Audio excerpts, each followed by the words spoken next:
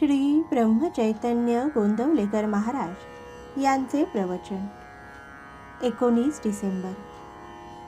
वेदांत हा रोजच्या आचरणात आणला पाहिजे. भगवंताची उपासना करणारे जे ऋषी असतात त्यांचे मन अशा एका अवस्थेमध्ये राहते की त्या ठिकाणी परमात्माच सर्व काही करतो, ही भावना स्पष्टपणे प्रकट होते. भगवंताशी एकरूप होऊन जाण्याची ती अवस्था आहे. ऋषींचा मीपणा नष्ट झालेला असल्याने मी करतो, मी बोलतो, मी काव्य रचतो, ही भावनाच त्यांना नसून परमात्मा करतो,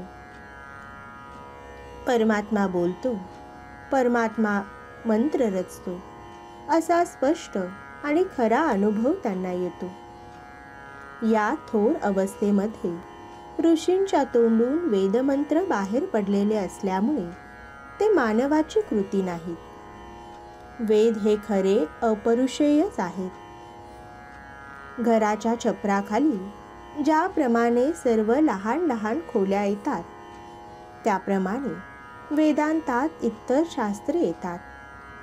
वेदांताच्या गोष्टी किंवा ज्ञान हे पक्वान्नाच्या ज्ञानाप्रमाणे आहे.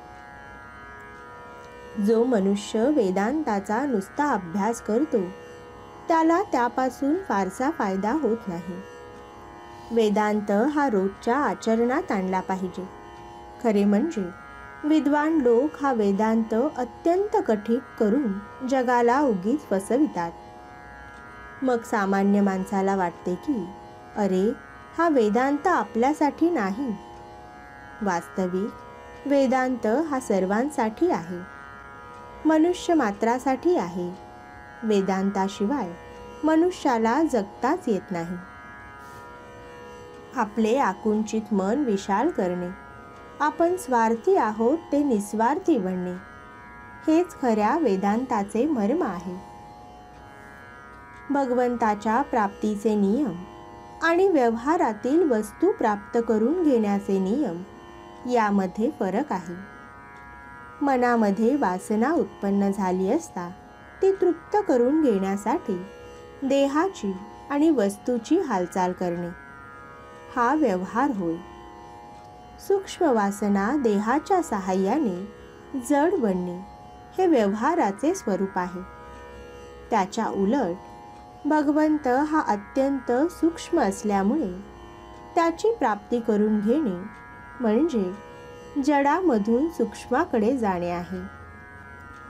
तेव्हा भगवंताचे साधन हेही जडामधून सूक्ष्माकडे पोहोचवणारे असले पाहिजे. जड देहाशी संबंधित आणि सूक्ष्माशी निकट चिकटलेले असे साधन असेल तर ते एक नामच होय. जो नामात राहिला त्याचा वासनाक्षय झाला. पुष्कळ वेळा चांगले अधिकारी जीव एखाद्या लहानशा वासनेमुळे अडकून पडतात. मग ते अध्यात्मदृष्ट्या चांगल्या कुळामध्ये जन्म घेतात.